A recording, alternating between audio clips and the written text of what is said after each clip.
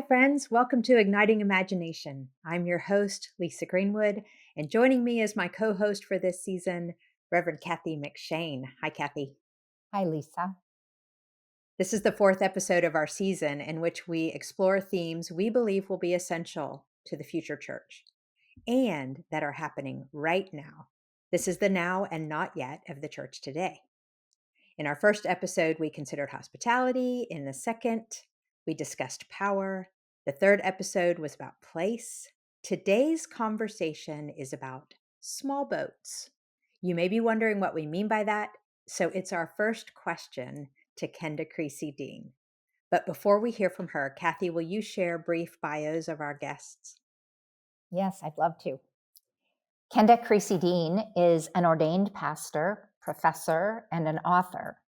She's the Mary D. Sinnott Professor of Youth, Church, and Culture at Princeton Theological Seminary. And her work has focused on building meaningful connections among youth, culture, and the church. Her most recent book is Innovating for Love, and it's one of our favorites that we reference often. We'll reference it again in our conversation today. This past spring, we named Kenda as our 2024 Distinguished Lock Innovative Leader. And you can hear her as our co-host in our previous season of this podcast. Michael Beck is a pastor, a professor, a coach, a consultant, and an author.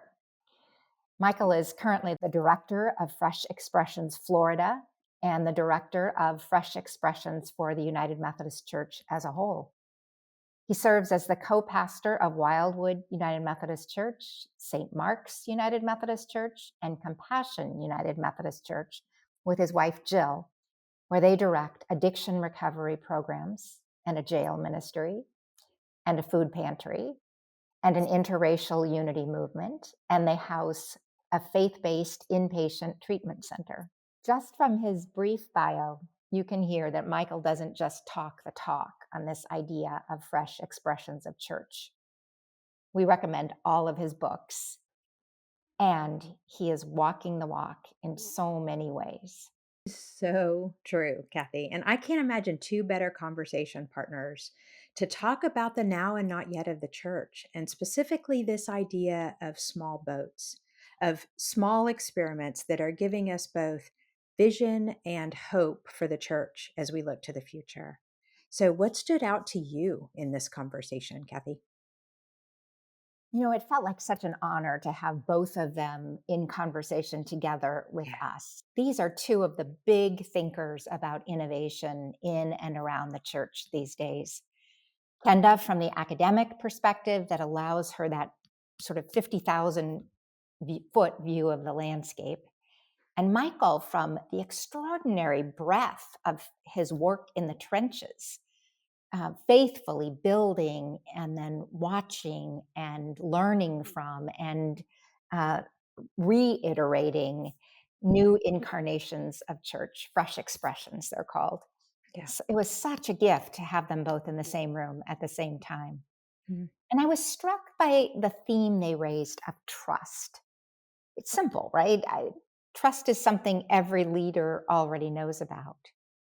And they were saying there's no formula for innovation in the whole world that will accomplish God's vision if you don't go slow enough Mhm. and patiently enough to nurture and hold trust, both inside the community of faith and with the people that you're trying to serve. That sinks in really deeply for me when I hear it from people with this much experience and expertise. Yeah. What struck you, Lisa? So, as usual, beautifully said, Kathi, and in this notion of trust and going slow enough to pay attention and notice, right? Michael talking about the importance of being first class noticers. And then he talked about, tending and paying attention to the fruit, not just on your own tree, but on someone else's tree. That was kind of a sticky image. Yeah.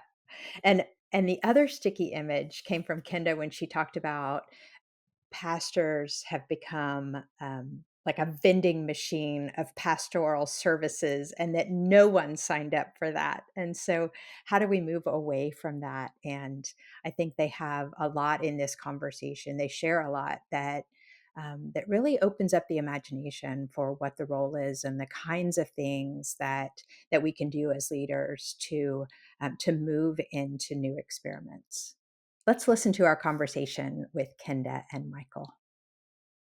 Kenda and Michael, thank you for being with us. We are so excited for this conversation. So good to be here, especially with Michael. I'm honored to be here.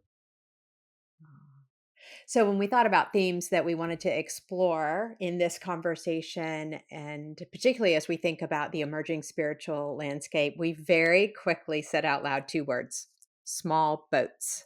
So, Kenda, you've been using this metaphor as you have shared with us and others, and we love it and want to dig into that metaphor and what you mean by it in our conversation today. And we think it has resonance with Michael's work and our work, and so we want to start there. And so, Kenda, if you'll tell us the story and then, a little bit about it. Like, how did you come up with this Dunkirk image, and why do you think it works so well? Well, the story is just the one that people know, right? That um, during World War II, we had a bunch of the British had a bunch of soldiers that were trapped on a beach. I forget where it was, Belgium or someplace. But anyway, the long and the short of it is they couldn't get off the beach and it was too shallow for a tanker to get in to rescue them. So they were kind of sitting ducks for aircraft and so on in World War II. And so Churchill was trying to figure out how to solve this problem. They had thousands of soldiers. They had to get home and they didn't know how to do it. And so finally, he issues this call to everybody in the south of England, if you've got a boat, can we use it? And so, there are pictures, I think, historically of what this actually looked like. But the one that most people have in their heads is from the movie that came out about, I don't know, 10 years ago, maybe. And um, where you've got this problem that's got to get solved. And you look out at the horizon of the water, and there's absolutely nothing. It's just completely still. And then slowly, as you watch that horizon, you see something crest, but it's not one thing. It's like lots and lots and lots of little things. And they slowly come into view as being just thousands of little boats that people from the south of England have allowed the Navy to use to get these soldiers home. And the way I don't know how that image came to me except for the fact that people are constantly asking me, and I don't know, Michael, you probably get the same question, what's the next big thing we need to be watching for or work and so I spend a ridiculous amount of energy looking for straining to look on the horizon for what that next big thing is. And it's been years. I haven't seen a next big thing, you know? And finally, it dawned on me because I work with lots and lots of little boats that, oh, actually, the net effect of all of these little experiments far surpasses what one large boat could do. And I do think that one of the things that might be missing in that analogy is, of course, if you have a large boat, that doesn't rule you out of doing this work, Mm, right? right. If you happen to be have an ocean liner and you can get into some places, by all means, go there.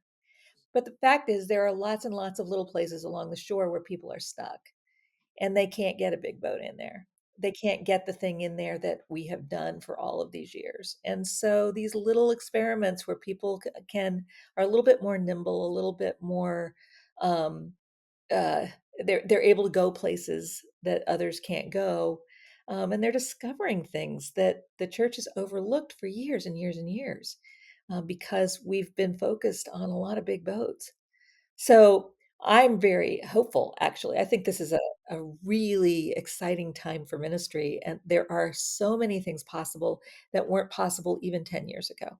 And it is really hopeful to me. I don't have much confidence that the church is going to look like it looks today in 20 years, but that doesn't worry me too much.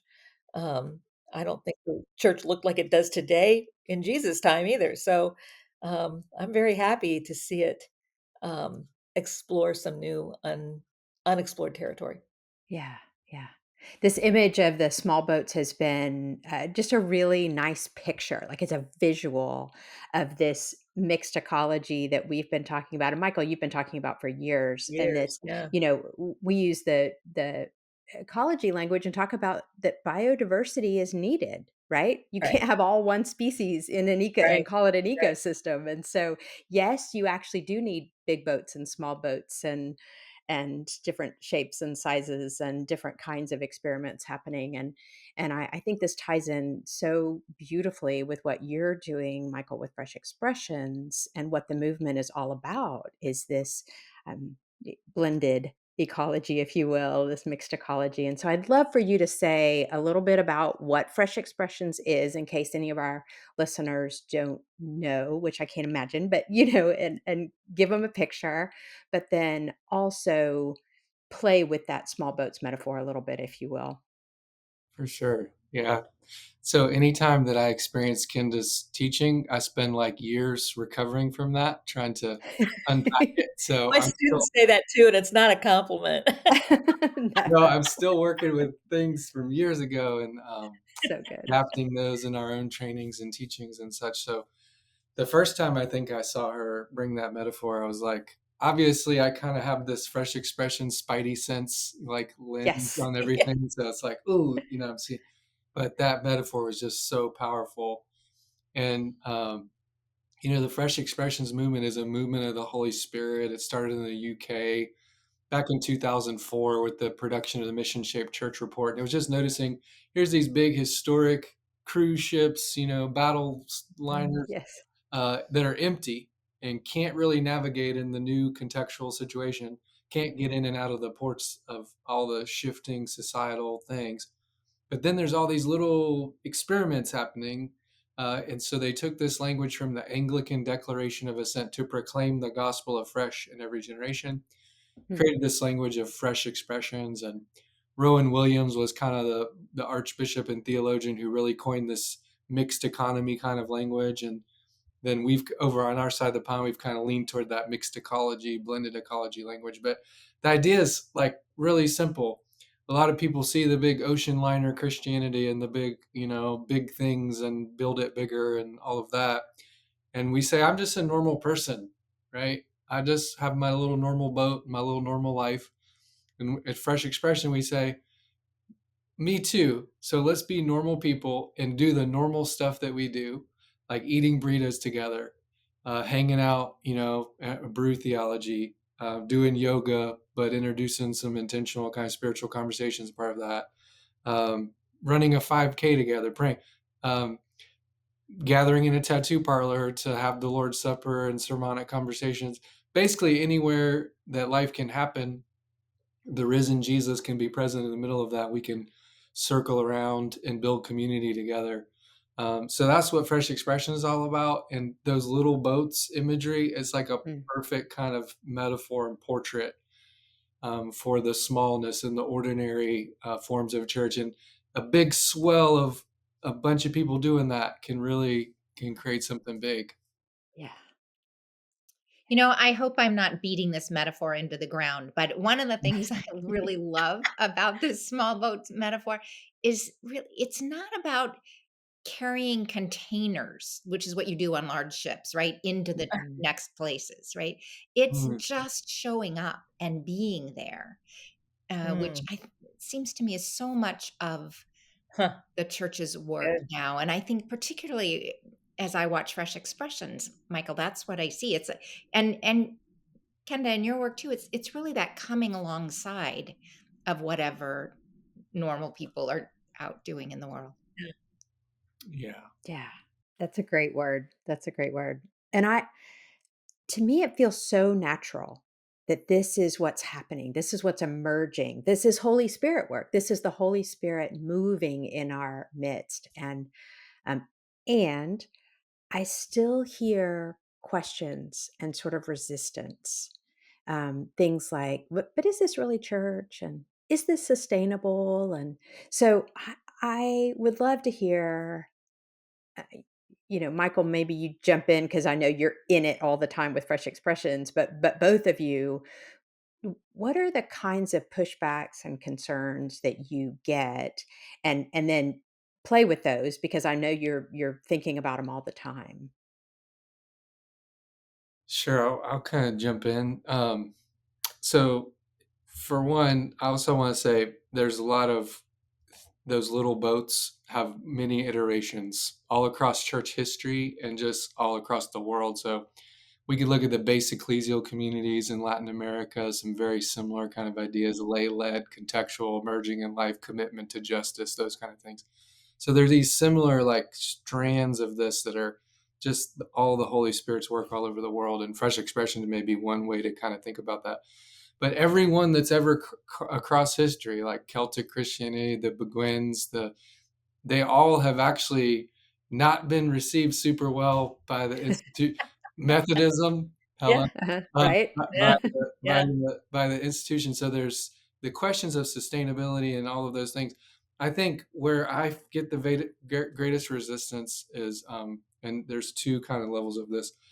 It's the programming of clergy, managerial thinking, institutional logic, managing the system, loss of control, major renegotiation of the social contract where you're not the center of attention as the Mm, clergy, you're the equiper, the power, and you have to move the shift from this to this.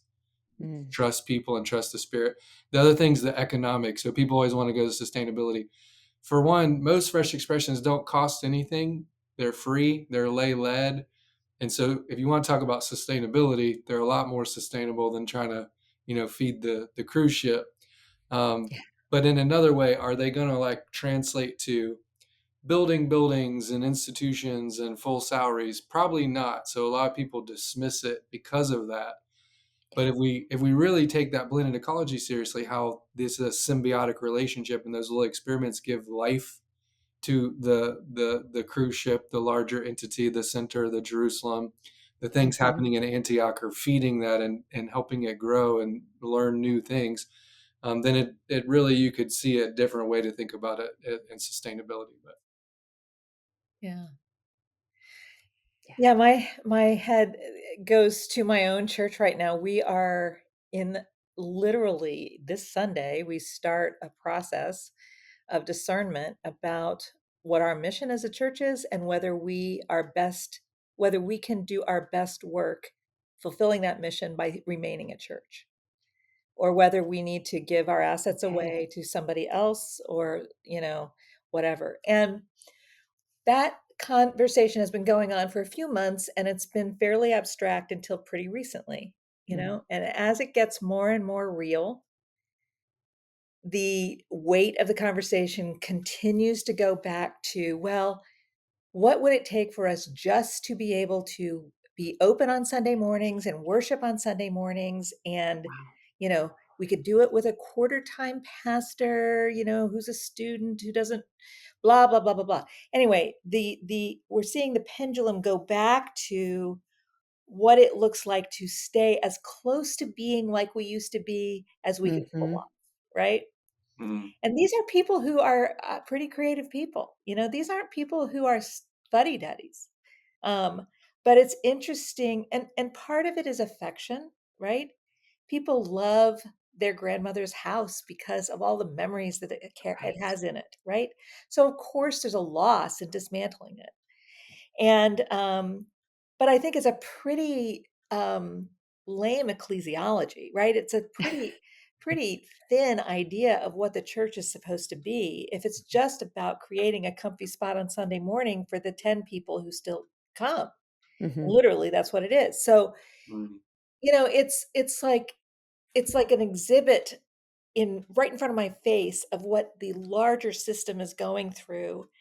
And, Michael, I know you talk about this all the time, that you know, this is the kind of resistance that's very human, it's very understandable, and it's very deadly, you Yeah. know.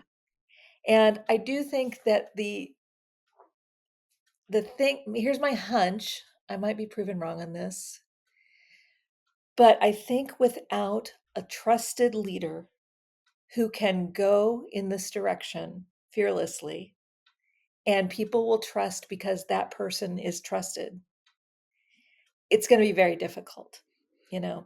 And the truth is, those kinds of trusted leaders who are also equipped for this kind of risk taking, it's not a kingdom risk. It's totally leaving it to God to help us figure this out. But it feels like a risk to the institution. Those leaders are few and far between. And it's, I don't know if this doesn't work in our church. I don't think it will be because people wouldn't give it a shot if they were led into it well, but it'll be because we don't have a leader who can do that. That's my hunch.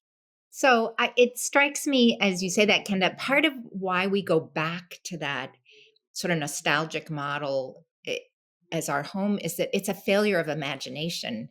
And as you know, that's what a lot of TMF Yeah. and Wesleyan Impact Partners work is about, is igniting imagination.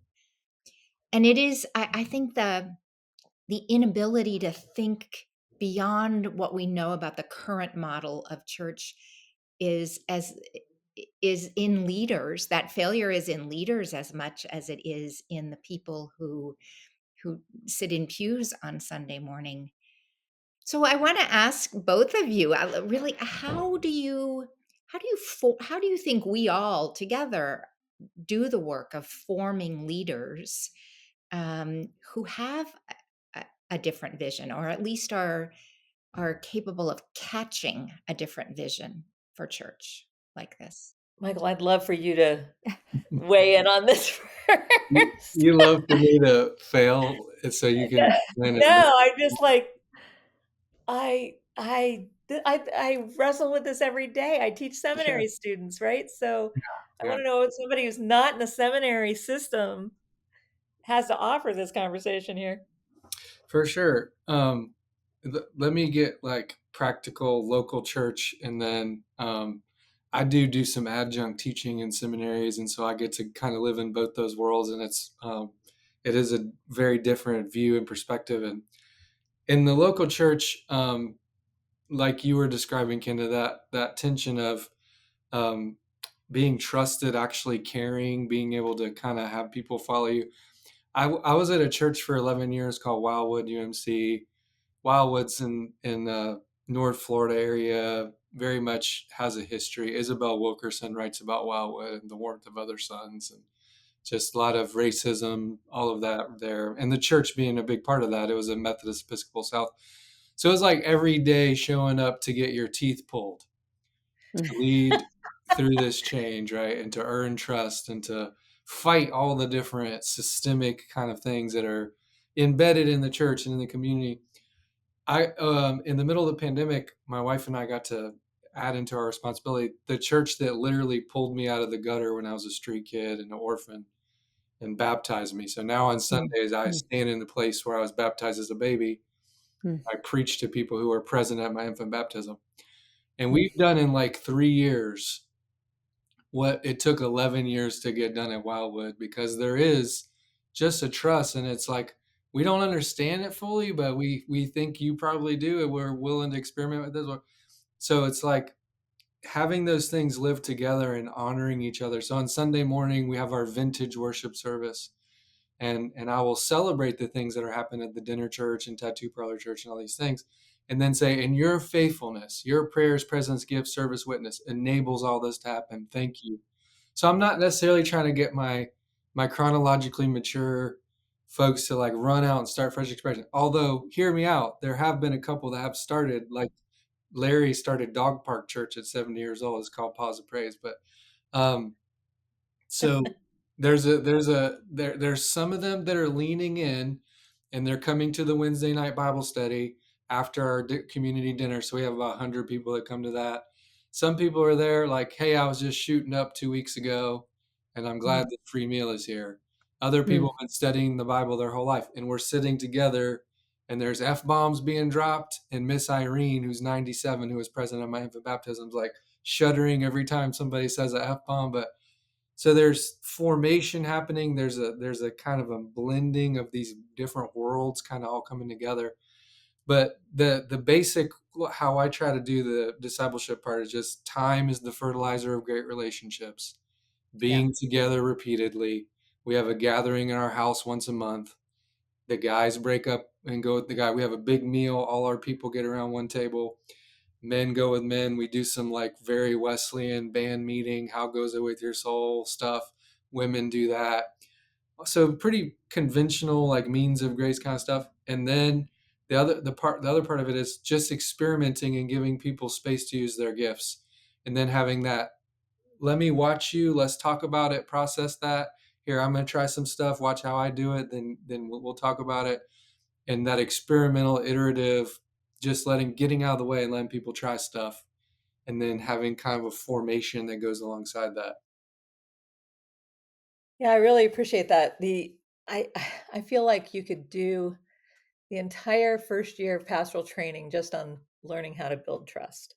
Mm, A common thing that I hear is when people are frustrated by they're new to their church, they're often straight out of seminary and they go in and they have a new vision for what the church can be in their heads, right? They know what it looks like and they want to get there. And what they know is that this what feels like this dead church that they've been appointed to isn't isn't the vision that they have. mm, But they haven't figured out that you can't do the vision God has given you without without winning the trust of the people God has given you, you know? And that is something that's a slow walk of patience in a lot of cases. There are some risks that you take for sure, but you do a lot of really normal stuff, like just walking with people while they Mm, struggle.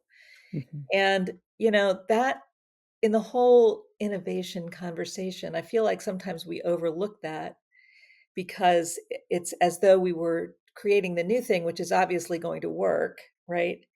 But people rightly worry that the faithful people who can only see it the old way will be left behind. That mm, that is a that's a good thing to worry about. mm, mm, And I think there's a way through that, but it's the kind of stuff that you're talking about. At Wildwood, spent how many years doing that? And some places it takes longer, times it takes less. But there's no substitute for leading with trust. And I do think that you can move as fast as the speed of trust. That's a good metric. mm. yeah. Yes. So, talking about this conversation around trust and quite literally what you described, Michael, is spiritual formation that's happening as you break bread together, eh, have band meetings and participate in the means of grace. Like this is very Wesleyan. It's very Christian formation. How are we formed in our faith? And then you are really talking, or I'm hearing you both talk about adding to that layer of creating trust and conversation and formation, a layer of how do we pay attention to people's gifts and calling and help them see that in a way that then they might respond in ways that turn into leadership, lay or clergy, right? I mean, Mhm. Fresh Expressions is a lay movement. It's, where they step into their giftedness. Larry with Pause of Praise, and who said, "I don't have anything." You said, "Well, what do you do every day?" And he's like, "Well, I walk my dog." And you know, okay, well, let's go with that. Let's lean into, and that takes the eyes of a leader of leaders. And so I'm curious, both of you teach at seminaries, you are equipping and forming leaders of leaders. And so I would love to hear you kind of take it to this next level and say, what does that mean for this mixed ecology? How does that differ from maybe how that kind of formation of leaders happened even a number of years ago, maybe, or a few years ago, and how it's happening today, and what it means for the future of forming? Does that distinction make sense a little bit? Yeah, I just don't know how you lead a church and not be a leader of leaders, Hmm. Thank because you. otherwise Wow. you wind up being the vending machine Mm, Mm, of, of pastoral services. That's not nobody nobody signs up for that. And if you are not, I mean, I actually think that people are not well equipped to train other leaders, and as a result, they become pastoral vending machines. Um, but I don't know many people who want that to happen.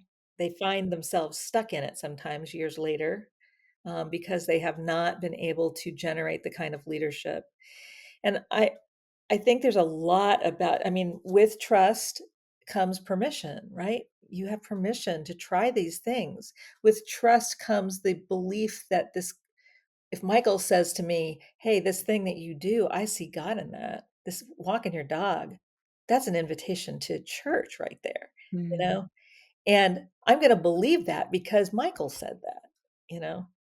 And I want to live into that person that he sees me to be. mm, And I think that's really part of the pastoral job is to see people. Howard Thurman talks about it, giving people the crown to grow into, and to place the crown over people's head and let them grow into it. This is what I see. You might not see that, but this is what I see. anything to add to that, Michael? Sure. That was so deep. I had to just sit with it for a minute. But um, Mhm, fortunately, in my own life, as someone who's been on a recovery journey um, and been in, the fellowships for 16 years now, I've had a lot of people because I didn't have any parents. So I had spiritual mentors that saw things in me, right? And they mm, believed in me and they called out the best in me. So maybe I'm just been so formed in that I mm, see that is the majority of my work is to see things in people that I try to teach my team to be first class noticers of the mhm, gifts of others and to shift your posture from trying to grow fruit on your own tree to growing fruit on other people's trees, which it's always great as a pastor, get up there, deliver a great sermon, and that's awesome. People shake your hand at the door and they're like, I think this is what you said. And I was like, I didn't say that, but that's awesome that you heard that. Um, but it's it's even more awesome when my 5 lay people on our preaching team get up and deliver a powerful message with no seminary training except what we provided, in-house with and speak from their heart and really have impactful gifts that they bring and have feel like there's been a lid put on those gifts for so long. Um, so like at our church, we do everything in a team-based way. I'm not going to be your religious spiritual butler, vending machine. And I'm always trying to, shift that to say, what are your gifts? What is God calling you to do? So it is noticing Larry taking his dog to the dog park. It is noticing like this doesn't have to be weird. Denise was like a Christian for like 6 months when she started Church 3.1. And she's like, she came to faith in a thing called burritos and Bibles. We gather together, we eat burritos, we talk about Jesus. So here she is 6 months in, like, of becoming a Christian. She, her thing is she runs 5Ks. She gets her friends together, they do mud runs and all this stuff. So who are the people you care about? What are the stuff you already do together? Where do you do those things? How can we just add spiritual elements to that? So here's Denise takes out her phone, like reads some scripture, asks some questions. We have a conversation about it, run a 5K.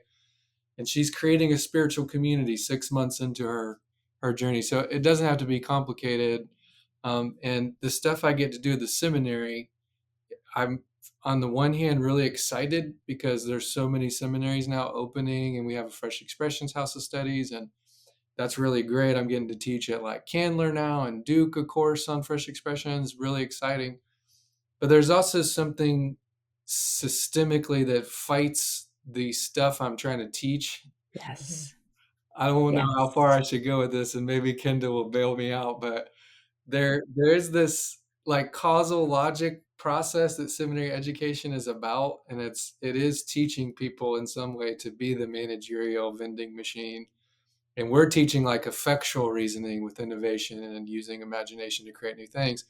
So it's like, just iterate, prototype, try stuff, see where it goes. yes, And then that causal logic is goal, 3 years, we want to see this, take these steps to get to that. And so in some ways, it's like preparing people for a world that doesn't actually exist anymore. yeah, So the Yes. more we can, and I know we got to keep our core curriculum stuff, and I don't get to teach that, right? I get the elective stuff.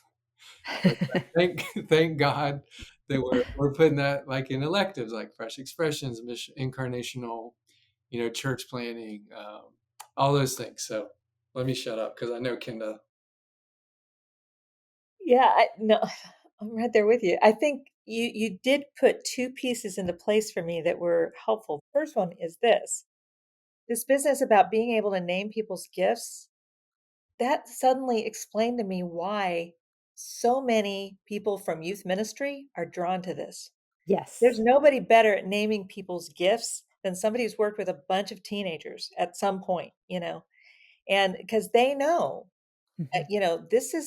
this is how people become, the people they're called to be. Somebody Mhm. notices this ministry of noticing you're talking about, Michael.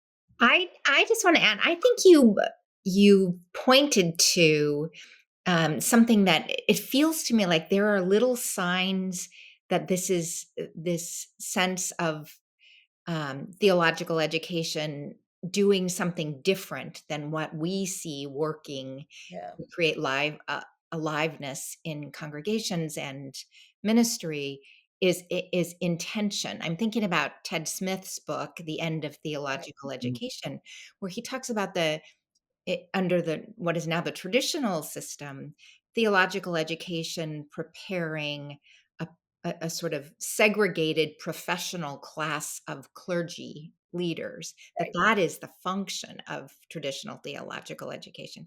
That's a very different skill than and end telos than what you are talking about as being useful for what we see Mhm. happening in the world. Yeah.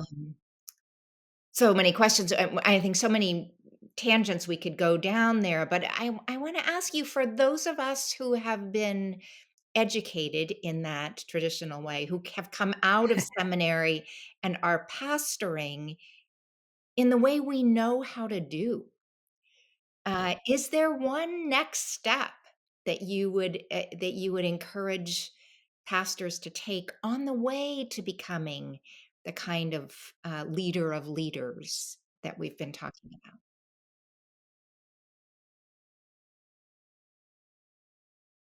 I might come around to that sideways, Kathy. I think because one of the things that's always on our mind, at Princeton and lots of seminaries right now is, where are we going to get students? Because the Mm. people who used to go into ministry aren't going into ministry. The churches that used to support ministers can't support them anymore, blah, blah, blah, blah, blah. Well, from where I sit, that doesn't mean the people in the world need less ministry. There's still tons of people out there and they need plenty of ministry. What it says is they don't need what we've been peddling. And the organic way that you describe it, Michael, of just do what you already do and bring a spiritual dimension into that feels so it feels low pressure, it feels doable, it feels natural, except that talking about spiritual things in our ordinary life is what is the scariest thing in the world for most of us. Mhm. Even pastors, we'll be fine if you get us inside of a church building. But once we get out in a pub or something with our Mm. friends, that spiritual language goes, you turn that off, because and so we do not have a lot of models about what that looks like. And and yet I'm pretty convinced that the church began in exactly that way. And I hope that as things feel like they're falling apart, I don't think they're falling apart at all. I think God is trying to clear the decks, and say, wait a second. And this is one of the things that I hope is a gift from the years we were in lockdown with the pandemic. We couldn't rely on programs. We couldn't rely on our structures. We had to rely on the things that we're supposed to rely on anyway. And that we had relationships. We had a phone. We had a Yeah. computer, whatever. Kids would tell us that the most important thing that kept them from going off the rails in that time was a phone call. A Mhm. phone call. It wasn't going bowling or any of that stuff that we did. And it's like, oh my gosh, that felt like a weight lifted to be able to think about ministry from, the relationship up, just from what you do normally. So anyway, I'm very hopeful that this allows us to kind of reclaim, what the church was supposed to be. That New Testament passage about Jesus building his church, it didn't mean a building. It meant a bunch of people who thought Jesus was the Messiah. Well, those take a lot of shapes, you know? And I don't think Jesus much cared which shape it was. And it all comes back to relationship, which is right there at the center of love God, love neighbor as yourself, right? I mean, Right. this is the core of our faith. And it's interesting that when you talk about how we have bifurcated what happens in church and what happens in our, and I'm using air quotes here, daily lives. And when actually being a disciple is about every moment of every day. And so and so much of this comes back to formation. How are we Yeah, formed in our yeah, faith? How do we live it every day? And so I love that what is happening today is actually breaking down that gap. And it's saying, no, it's an integration of our every moment and every relationship and how we love well and how we listen well. And so Fresh Expressions isn't some, lofty new church growth movement. It's about getting back to who is God calling me to be today and tomorrow and in this moment in my home with my family and as I walk my dog and as I do my 5Ks and that being a messenger of the good news of God's love in Jesus Christ is an every moment of everyday thing. Mhm. Yeah. I just wanna throw one other thing in here and then then I'll shut up, I promise. You've named something I worry about with this movement, not with Fresh Expressions, but with the movement of doing church differently, because it very quickly goes to, how are we gonna serve others in our communities, which is good, but it doesn't necessarily include formation. Mm. It includes the assumption that Christians should do good things, Hmm. but that's different from knowing who Jesus is. Yeah. And I've heard people talk about David Brooks wrote an article or an essay about this recently about there's going to be a new social gospel movement emerging out of progressive churches. I think that might be true. But what worries me about that is when we had the social gospel movement at the beginning of the 20th century, there were other institutions that were doing formation, you know? So Mm. you could go and you could serve the poor through Hull House or whatever it is, but you still had a place in your life where people talked about Jesus, where they were, forming you in the practices of the faith. And though that ecology of formation is kaput now. Yeah.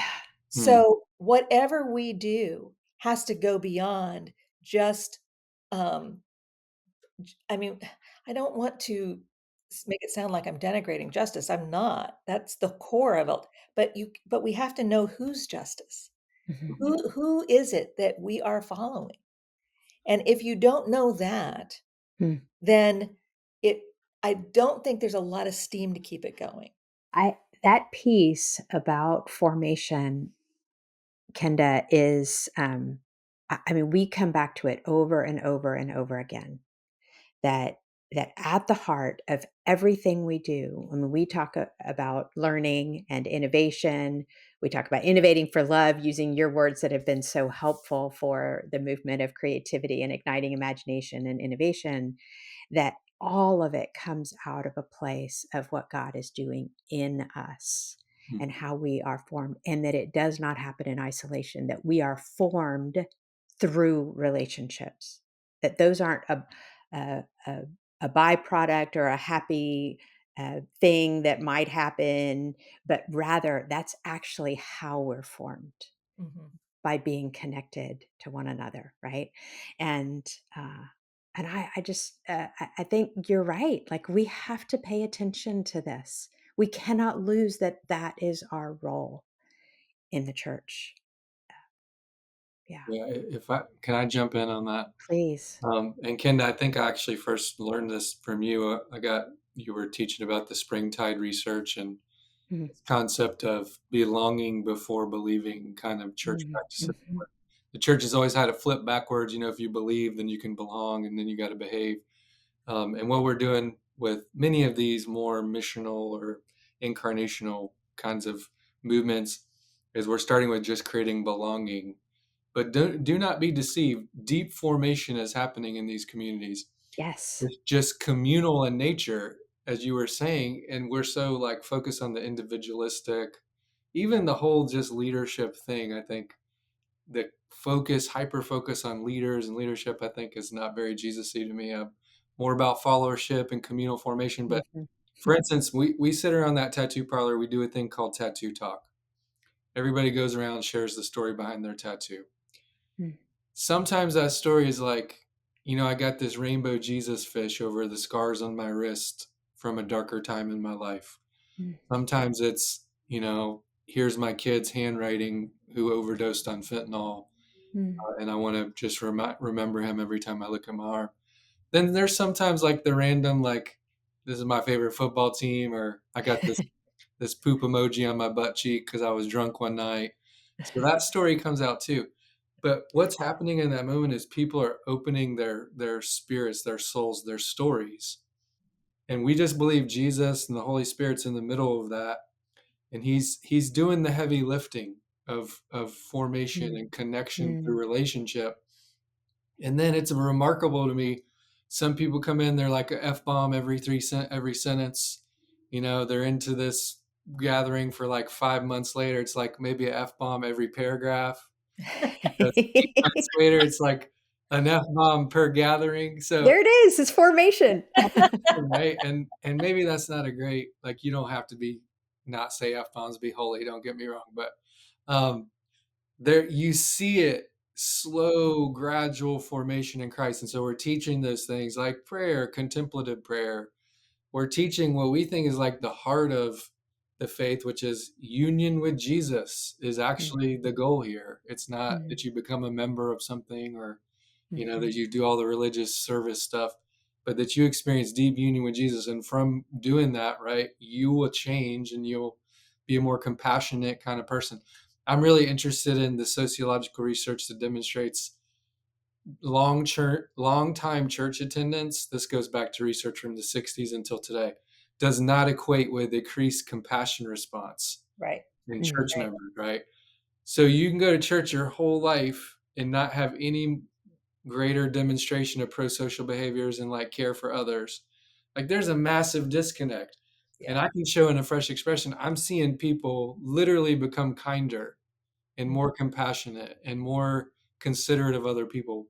But it's communal in nature, this formation. And it's not programmatic, and it's at the Spirit's pace, but it's happening. Yeah. That's lovely Nice. and powerful. Yeah. Well, as Lisa predicted, we didn't get to ask so many questions, and this conversation could go on for another 2 or 3 or 12 hours, and we would be happy to do that. But we are running out of time, and there's this piece in these podcasts that we want to make sure we get to, which is something we think of as rapid fire. So there's sort of short answer questions, a small series of them that I'd love to ask both of you and just get your quick responses. First, here's the first one. You both work with people in younger generations than the average age of most churchgoers in the United Methodist Church.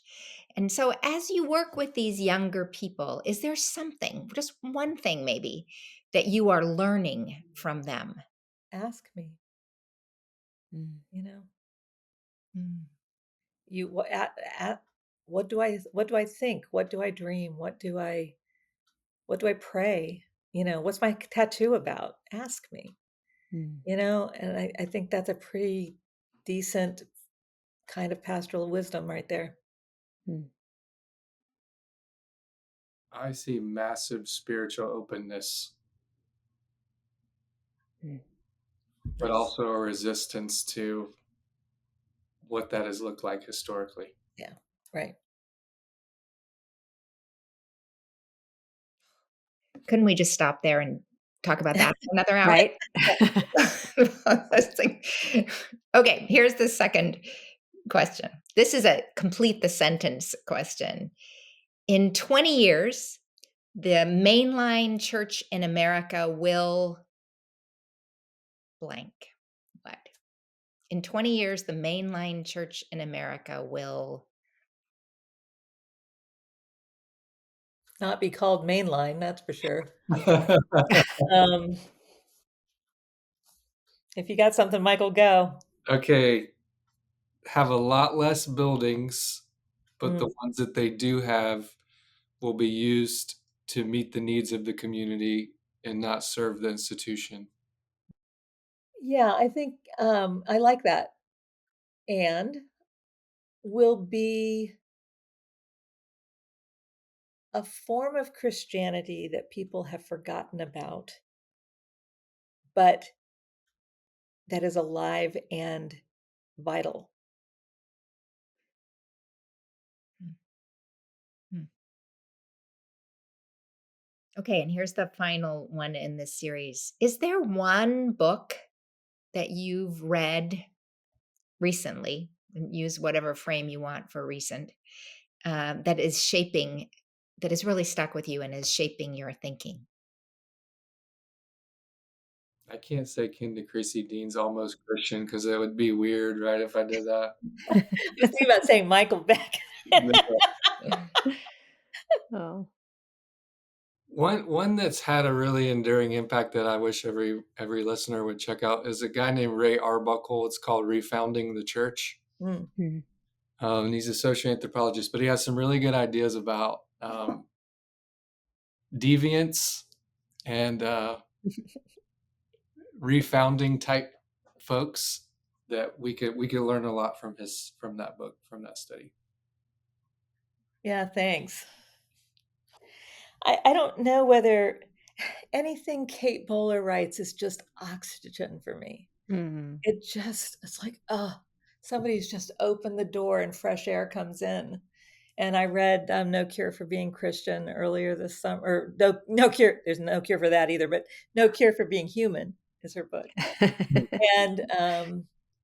and it's beautiful and on point, and it just makes being a person of faith imaginable in Mm. this world that we're in. She's pretty. Yeah, nice. So we're asking all our guests one final question, pulling from this metaphor. Kenda, thank you. So we're asking our guests this season to name a small boat that you're seeing that gives us a glimpse of the future church. So can you share one story or image of a small boat that you think illustrates what God is doing through these new, fresh expressions of church? One of the most exciting for me is Daniel Bowan Kim, who is pastoring a community called Ka'al Community.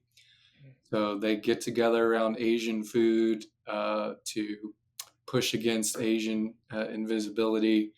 And Mm. they have a little fresh expression that meets around that. And there's a lot of powerful healing that comes out of that. Looks like the future to me. Beautiful.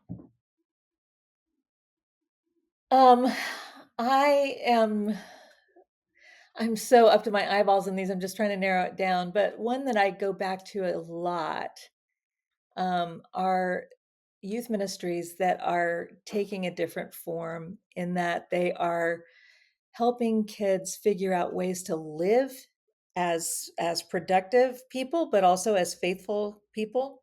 Mm. So there's job training, there's um, for really intentional formation that's going on with mentors that matter to them and so on. And Mm. um, Matt Overton's Columbia Future Forge is like Mm. the gold standard, I think, for that. But there's another one that's in Iowa, the Little Pie Bakery, started by a bunch of girls that were trying to overcome racism, Mm. and they decided to work together across their school and economic lines in their town. And that Little Pie Bakery has become one of the things Waterloo, Iowa is most proud of. And the way those young women. One of them friended me on LinkedIn. LinkedIn's the only social media I do, and that doesn't hardly count as social media, I know. But she nonetheless, I'm like, I typically don't friend teenagers, that I don't know. That feels a little dangerous. Anyway, but I found out what her story was, and I was like, wow, here's this young woman who been has been formed in such a way that she can go toe to toe with an adult she doesn't know but has heard about through her leaders, and thinks that we could have a conversation, not because she's going to learn anything from me, but she thinks I would learn some stuff from her. And it was beautiful. Mhm. That's fabulous right there. Mhm. Well, I wanna say thank you to both of you and say that you are both beacons of light and hope and goodness and Holy Spirit power for this moment in the church. And I am so honored to be connected with you both, and thank you for being in conversation with us today. Yes. Thank Thanks. you Thanks. both.